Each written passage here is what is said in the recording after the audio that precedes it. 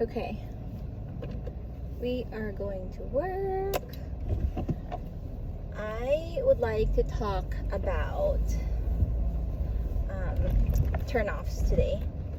Turn-offs are, well, everybody has them, right? So some people, for example, okay, when I was in college, for example, for some reason, I was really turned off when people wanted to be my friend and they didn't like seafood, and it was just a turn off because I couldn't hang out with you if you didn't like seafood, because during the time I would go out to eat, and yeah, like I just love seafood so much. And obviously that's changed, like I don't care if you like seafood a lot, but during that time in my 20s I was just really turned off when people said to me that they didn't like seafood.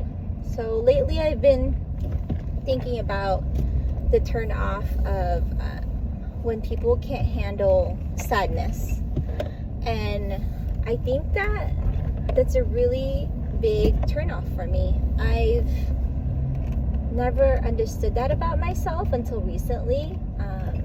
My friend was talking to me about how he really likes being optimistic and looking at the positive side and just being happy, and I can see the value in that, right? But I also think that it's two train tracks, like a train track that's almost parallel to each other.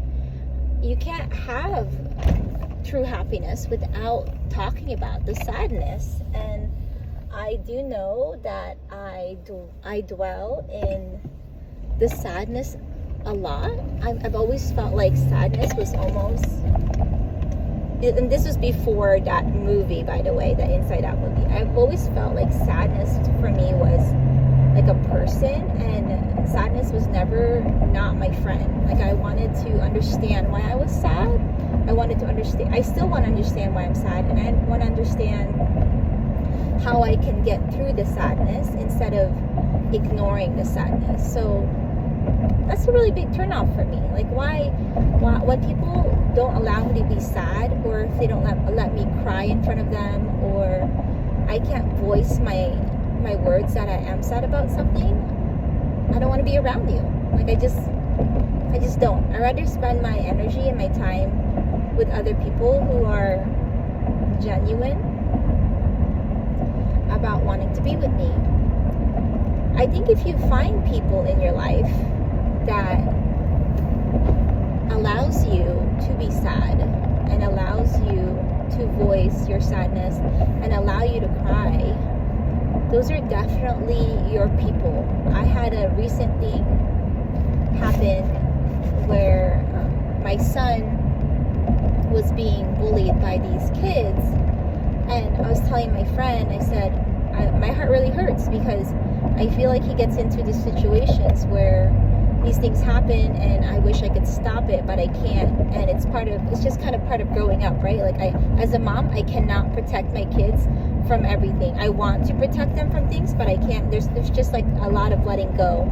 And if a mother doesn't let you go, then you're never gonna grow up. So you have to let things go. So but I had to voice my sadness to somebody. So I felt like my friend was to be trusted. And my eyes got really teary, and I started to cry. And I wasn't like this bawling crying. I wasn't bawling crying, but I did feel like I just wanted to let it out and cry. And she let me, and she nodded her head and she said, I can understand why you're sad. And that felt so good, guys. Like I think that it's so important. I think it's so important for us as friends to let each other be sad.